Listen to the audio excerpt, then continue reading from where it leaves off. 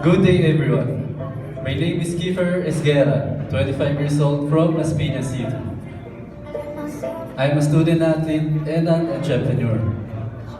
My advocate is athleticism and sportsmanship. Thank you. Candidate number 35.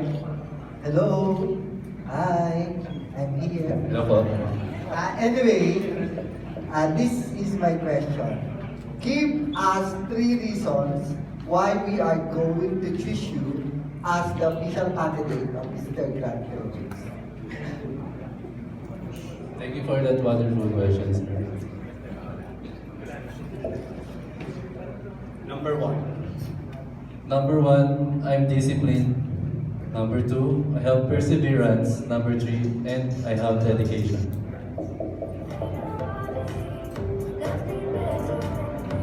Discipline, perseverance, dedication.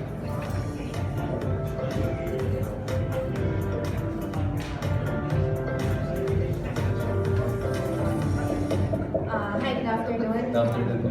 Candidate number 35. Okay, my question is, what is your advocacy or charity that you want to support?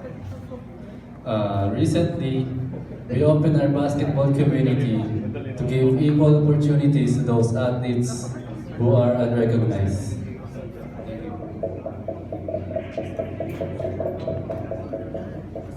Can you elaborate a little more on that? Tell us exactly what you guys Can did. I speak Tagalog po? Yeah, of course. Ano po, nagbibigay po kami ng mga opportunities sa mga athletes na katulad ko. Mga athletes na hindi po na nare-recognize sa sports nila. Yun po. Thank you.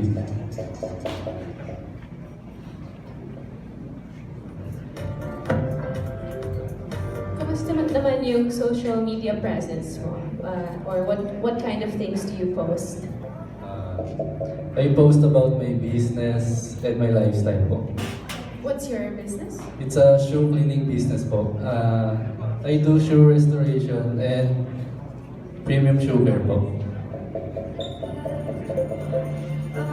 When did you start that business?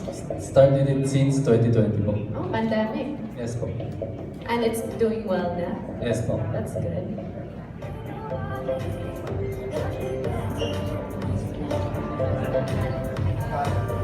Sige, the judges here, they are asking if you have a talent that you would like to share with us. Can I sing po? Of course. Okay na.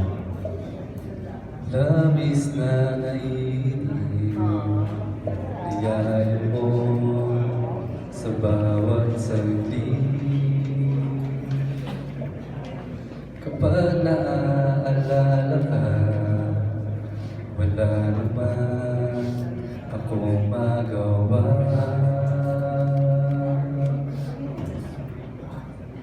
Uuwi ka na, baby. Di na ako sanay na wala ka. Mahirap ang mag-isa. Thank you.